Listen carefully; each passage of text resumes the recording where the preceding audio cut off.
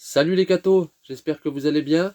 Aujourd'hui les cathos, notre vidéo continue justement sur ces miracles eucharistiques et j'aimerais vous conduire à Deutz, près de Cologne en Allemagne. Donc ça s'est passé le 25 août 1128.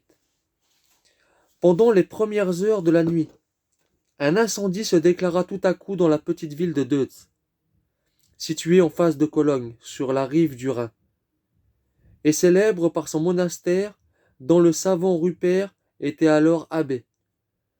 On était à une époque d'extrême sécheresse.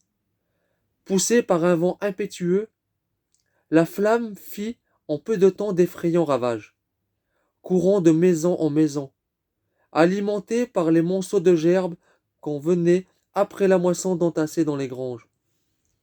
Le feu était si violent que la ville de Cologne et tous les environs étaient éclairés par les lueurs sinistres de l'incendie. Dès le commencement, on s'efforça de faire la part du feu. S'arrêtant un instant pour dévorer cette première proie, il reprit bientôt plus terrible. On ne tarda pas à prévoir qu'il ne s'arrêterait que privé d'aliments, et rien ne permettait de s'opposer à sa fureur. Un religieux du monastère courut alors à la sacristie de l'église abbatiale, saisit un corporal qui avait servi au saint sacrifice de la messe et l'attacha au bout d'une longue perche. Puis, il le présenta à l'endroit précis que le feu menaçait vivement, mais la flamme continuait d'avancer en tourbillon furieux. Bientôt, elle lèche les vêtements du moine qui se voit obligé de reculer. Le saint corporal reste intact au-dessus des flammes. Ce qui est sûr présage de victoire.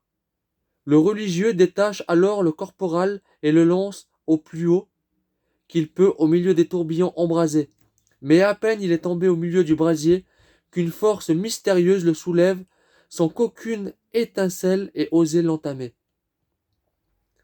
Le rejette hors des flammes et le porte au loin dans la partie de la ville où l'incendie n'avait pas pénétré, et qui d'ailleurs était restée à l'abri du désastre.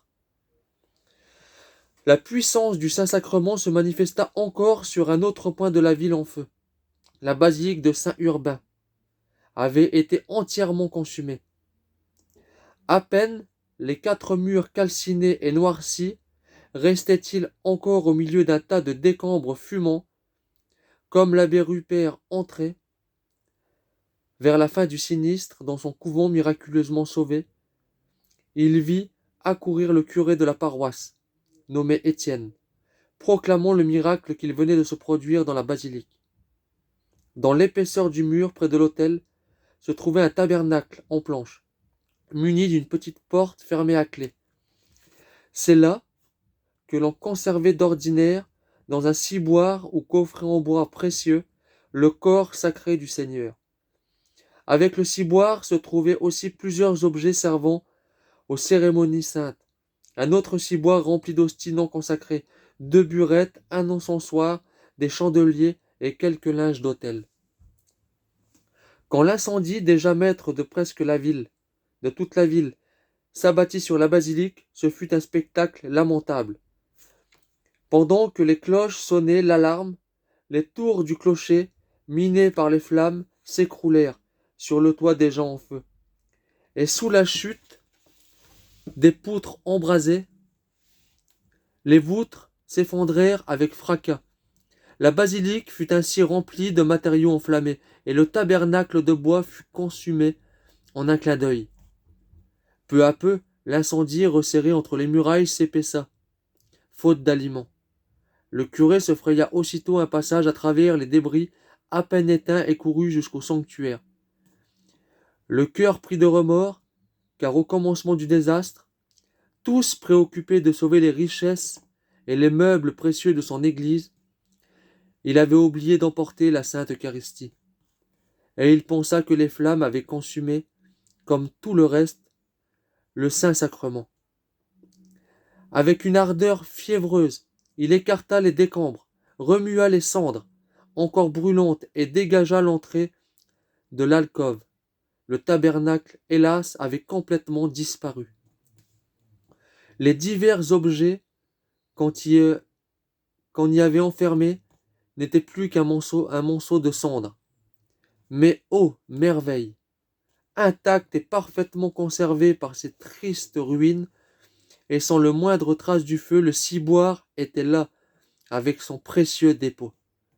Le prêtre le saisit et se mit à courir de tous côtés pour montrer son trésor à ceux qui se trouvaient près de la basilique. Il allait, publiant devant les fidèles ravis d'admiration la puissance incomparable du Saint-Sacrement, et il les invitait à louer Dieu en reconnaissant de ses insignes bienfaits. Le jour qui suivit cette pénible nuit était un dimanche. Une foule innombrable en profita pour accourir à Deutz. Les uns venaient par piété, les autres par curiosité. Tous furent vivement émus à la nouvelle du prodige. L'abbé Rupert, entouré de cette multitude, alla lui-même visiter les ruines de la basilique et voir le lieu privilégié où s'était accompli le miracle. Et là, une nouvelle merveilleuse frappa les yeux des spectateurs. La puissance du sacrement s'était signalée par un troisième prodige.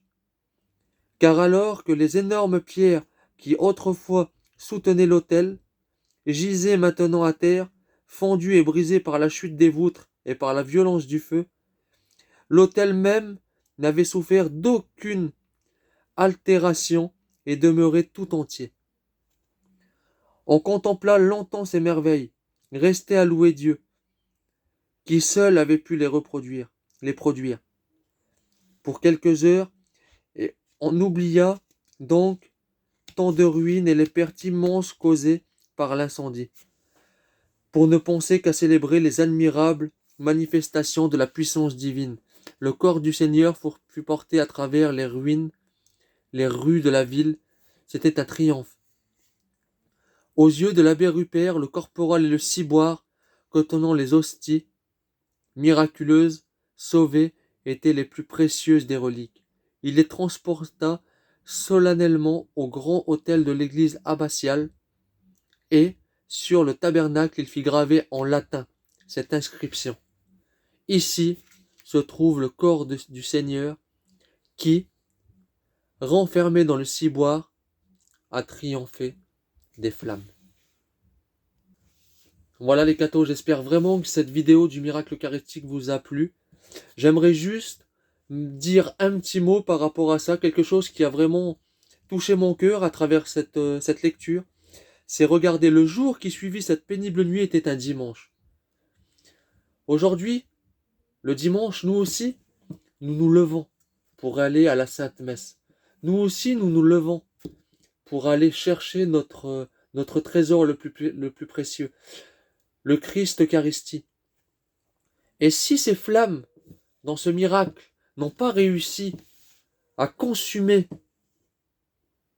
les espèces eucharistiques, notre corps, le corps de notre Seigneur, eh bien, sachant aujourd'hui aussi, nous, que les flammes de ce monde, les flammes de notre vie, tout le mal que nous pouvons avoir dans notre cœur, eh bien, le Christ, eh bien, est là présent quand même au milieu et combat ces flammes de toutes ses forces. Et il nous demande son aide pour purifier notre cœur. À la fin de ce miracle, nous avons vu ce qui était inscrit. Ici se trouve le corps du Seigneur qui, renfermé dans le ciboire, a triomphé des flammes. Nous pourrions transformer cette petite phrase en « Ici se trouve le corps du Seigneur qui, renfermé dans notre cœur, a triomphé des flammes de notre péché. » Voilà. Que Dieu vous bénisse et à plus les cathos.